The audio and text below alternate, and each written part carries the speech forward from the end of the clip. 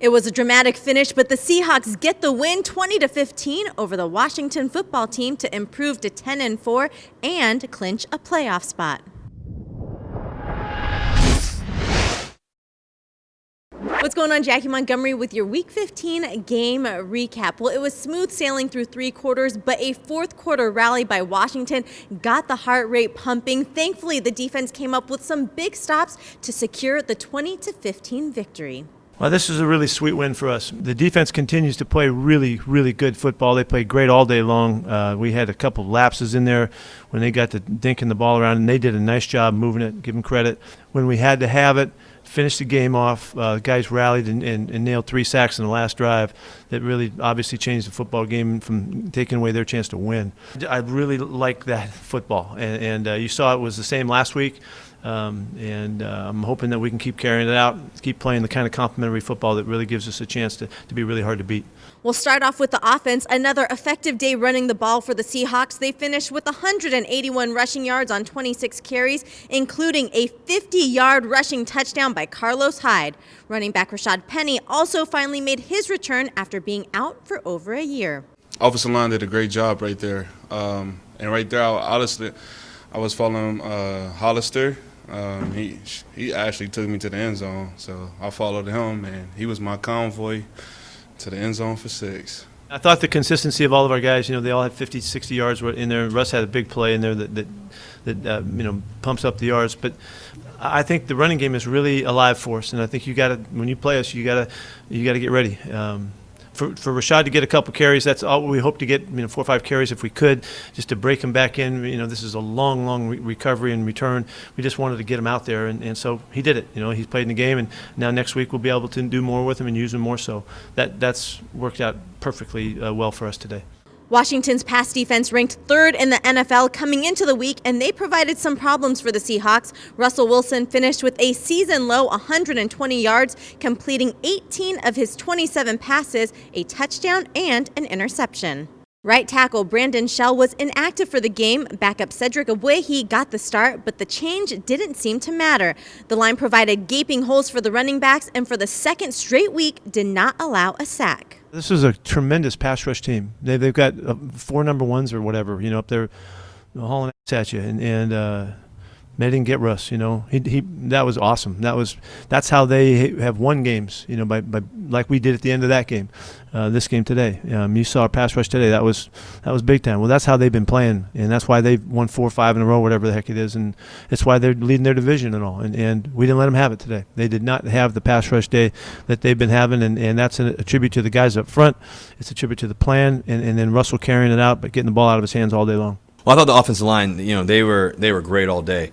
It starts with Dwayne Brown, what he can do at the left tackle position. He's the best in the business, I say, and it's really true. And I think Ced stepped up today, to go against some great defensive ends, and for us to not have any sacks, that's a big deal. And and the great thing is we can always get better too as a collective team, and that's the exciting part about the season. Through 3 quarters, the Seahawks defense recorded 2 interceptions and did not allow a touchdown. But with a 17-point lead heading into the 4th quarter, Washington rallied their way back into the game, scoring on 2 straight drives to pull within 5. We started the game better than we finished, but we did finish at least. So, everything's better after a win. Obviously, we wanted to keep them from letting it be close, and we did so the first half, but we got to finish it out in the second half.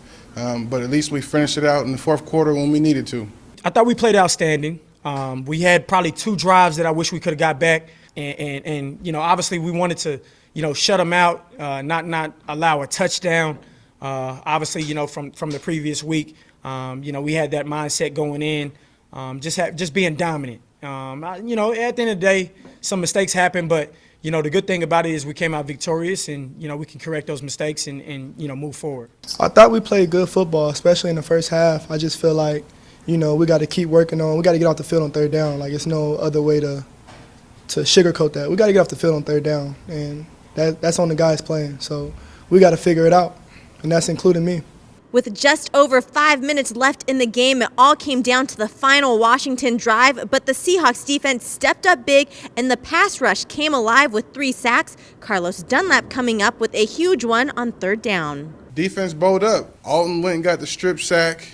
LJ went and got a sack, and then, they were in field goal range, but they needed to score to win, was able to get the play done, get it done. I mean, this is what I'm here to do.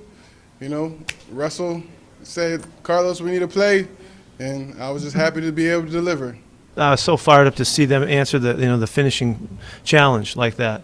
They just cranked it. We didn't have to do anything special. We didn't have to pressure anything. We just let the guys cut them loose, and it just all of a sudden took life, right out of them. And it was a marvelous energy about them, and the finish of the game. It's all we ever could hope for, And why would that all of a sudden happen? Well, those guys just stepped into that next level, of going for it, and it was a beautiful thing.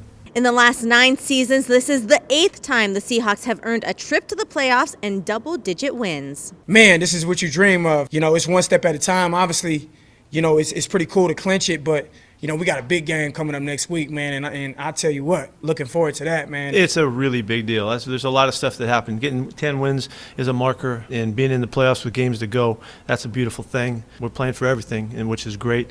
Again, next week be another championship game for us, and just what we've been preparing for.